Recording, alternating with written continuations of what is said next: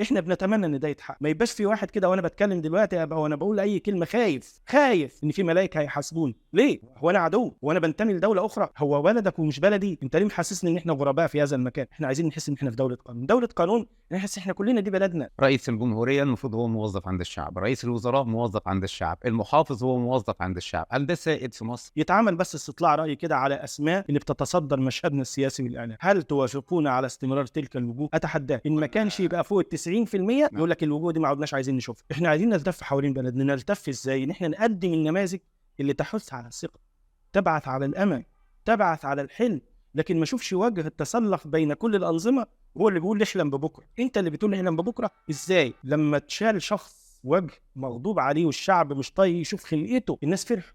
ده حقيقي. يبقى المواطن ده ابسط حاجه تبسطه، ليه ما ابسطوش؟ ليه انا ليه اعاند المواطن ده؟ الرئيس السيسي أعلن إن خلاص إحنا قضينا على الإرهاب. هل مصر في التوقيت الحالي قدرت إن هي تقضي على الكوربشن أو الفساد؟ وهات الكفاءات الصح في كل ميدان، علشان هم دول اللي بتتقدم بيهم الامم، وقيم دوله القانون، والناس تحس ان القانون على الجميع، ما يجيش على الصغير بس. اديك شايف لما كنا عندكم انا ما كنتش رايح علشان المواطن الغلبان اخبط فيه او انا كنت دايما اقول انا مش هاجي على اللي باني بيت بالطوب الابيض ويمكن لم فلوسه من الجيران واسيب اللي باني اصل، بدليل ان انا اول بدات ايه بالنيل، كان الناس ما حدش يقدر يقرب منهم، مش علشان ان انا بقول ان انا فتوه، انا عايز اجي على الكبير قبل الصغير. يوم ما المواطن يحس ان انت مش جاي على الصغير بس وبتفكر الكبير اولا تشتغل عليه، ساعتها الناس هتستريح. عشان كده انا قلت لك على لجنه استرداد املاك الدوله.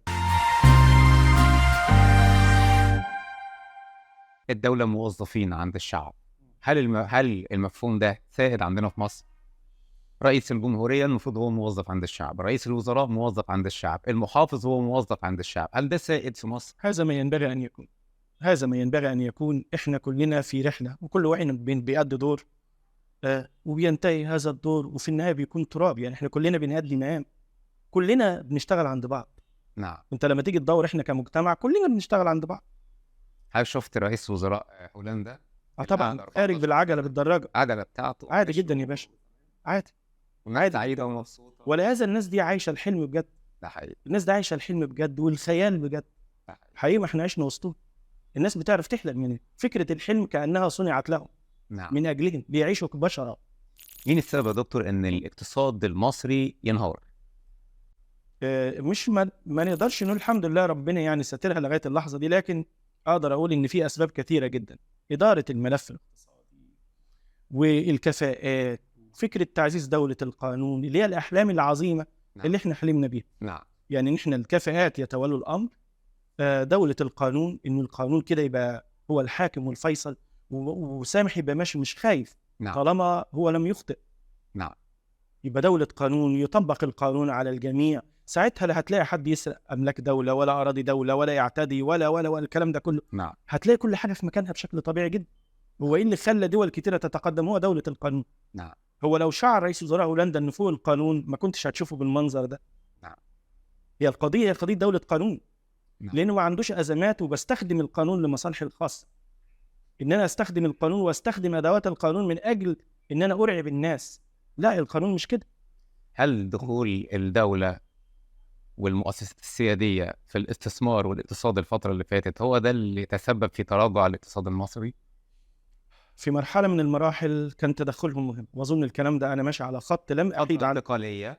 كان في فترة انتقالية بعد الثورات والضربات والتفجيرات والكلام ده كله. مين اللي كان يشيل المركز؟ لازم الدولة. لا، لازم ما كانش ينفع إن أنت تقول أسيب، لأن رأس المال بيقول لك جبان. نعم. مش جبان، هو راجل مستثمر وفلوسه معاه، من المكان ده مش مناسب، المكان ده فيه حريقة، أحط فلوسي فيه إزاي؟ وبالتالي مين اللي يشيل المركب؟ فما فيش شك إن كان في فترة معينة كان لازم تشيل. لكن أنا قلتها دايما من 2016. نعم. كان ينبغي أن يكون لدينا رؤية اقتصادية غير، وخاصة إن دي بداية تطبيق برنامج صندوق النقد الدولي. إحنا بدأنا برنامج الصندوق من 2016، يبقى كان ده عايز حكومة اقتصادية. هل تم ده؟ رؤية اقتصادية غير، كفاءات غير، أحلام غير، أولويات غير. ده اللي كنا محتاجين نشتغل عليه من 2016. عشان كده إحنا يمكن أنقذنا الوطن بفضل الله تعالى، لكن في معاناة رهيبة جدا لأن إحنا ما أخدناش بأسباب التغير. نعم. طالما برنامج صندوق النقد الدولي يعني كلام كله اقتصاد. انت بتتعامل مع صندوق الدولي بيقول لك افرض ضرائب وقلل دعم ولا كده، كله كلام اقتصاد. يبقى لازم يكون في مجموعه اقتصاديه ازاي تدير المشهد والملعب بما يتوافق مع هذه السياسه. هل انا بخترع كلام في هذا الامر؟ نعم. يعني هل انا بقول كلام غريب؟ انت واحد جاي بفكر تاني خالص، مش فكر سياسي، ده فكر اقتصاد، ده كان محتاج حكومه اقتصاديه. عايز اسال حضرتك سؤال هو ممكن يكون صعب جدا واجابته محتاجه حلقات، ولكن انا محتاج كبسوله، لان انا عارف ان عند الدكتور رضا عبد السلام كتير والناس بتستفاد منه. ازاي مصر تعدي من الازمه الحاليه؟ تعدي بالمقام الاول بحاجه مهمه قوي، ودي حاجه يعني شايفها غائبه بشكل كبير جدا: الثقه والضمير. شوف، الثقه، ما هو عشان يعود الضمير لازم يكون فيه تعزيز للثقه. نعم. انا اسال حضرتك، اللي قاعدين مع بعض مش واثقين مع بعض ان هم يتكلموا مع بعض، ده حقيقي. المشهد بتغيب فيه الثقه. ما عدناش كتير في شريحه كبيره جدا من المجتمع ما عادتش واثقه، وخاصه ان اتقال لها كلام ولم ينفذ كلام كتير، وخاصه ان المتصدرين المشهد نماذج لا تدعو للثقه اصلا. اديك شفت المشهد بتاع اللاعب اللي توفى الله يرحمه، احمد رفعت، هو كشف عن حقيقه اللي احنا بنطالب بها من سنين، واظن حضرتك من اللي متابعينا. هل دول بيعبروا عن طموحات المصريين؟ والله يا سامح باشا، انا هقول لحضرتك حاجه مهمه جدا: يتعمل بس استطلاع راي كده على اسماء اللي بتتصدر مشهدنا السياسي والاعلام، هل توافقون على استمرار تلك الوجوه؟ اتحداك ان ما كانش يبقى فوق ال 90% يقول لك الوجوه دي ما عدناش عايزين نشوفها. الوجوه دي لا تحض على الثقه. نعم. امتى الانسان يثق؟ لما يلاقي وجه يعني يثق في كلامه، صادق، ساعتها هنلتف حوالين بلد. انا واحد من اصلها بلدي، ده وطننا، ما هو ده مصر، دي بلدنا مش بلد حد اصلا. نعم. احنا عايزين نلتف حوالين بلدنا. نلتف ازاي؟ ان احنا نقدم النماذج اللي تحث على الثقه، تبعث على الامل، تبعث على الحلم، لكن ما اشوفش وجه التسلق بين كل الانظمه هو اللي بيقول لي احلم ببكره. انت اللي بتقول لي احلم ببكره ازاي؟ كم فرح وسعاده على السوشيال ميديا وفي الشارع المصري لمجرد قرار من شركه المتحده بفسخ التعاقد مثلا. مع الله يفتح عليك. احمد شوبير. اذا المواطن دور على دول بقى يا فندم، الترمومتر الحقيقي لصانع القرار لاي مسؤول هو المواطن. نعم. وربنا سخر لنا نعمه كبيره جدا النهارده نقدر نقيس بيها الراي العام. نعم. هو انا كمسؤول لما جيت عندكم كمحافظ، ولما اي مسؤول بيجي هو ملوش وظيفه غير انه يخدم المواطن اصلا. انا في جامعتي بأدي رساله، نزلت المحافظه انا عندي رساله لازم اديها.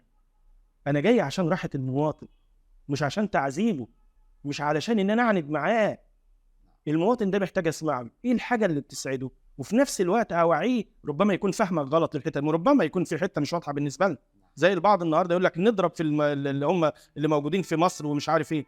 انا هوضح لك وبعد كده نتناقش، لكن لازم التوعيه الحقيقيه. فين دور الاعلام بتاعنا من القضيه من الاخوه اللي موجودين في مصر؟ هات لي الفضائيات اللي موجوده حد تناول هذا الامر بحكمه وجاب نموذج معتدل يتناول هذا الامر عشان يوعي الراي العام. لا، احنا مشغولين بالترعات زي ما حضرتك شايف، حرائق بتشعل، تشتعل حرائق. في النهايه ناس عملت بيزنس على حساب الوطن، وفي النهايه زي ما حضرتك المواطن في فجوه كبيره جدا ما بينه، رغم ان في حاجات كتيره بتتم. انا عمري ما انكرت اشياء كتيره جدا بتتم. نعم. ما فيش عاقل ينكر ان في بلد مستقر ومؤسسات رغم تكلفه المعيشه والحياه الصعبه للغايه اللي احنا في وطن. نعم. ما ننكرش ده، لكن امتى المواطن هيبقى سعيد؟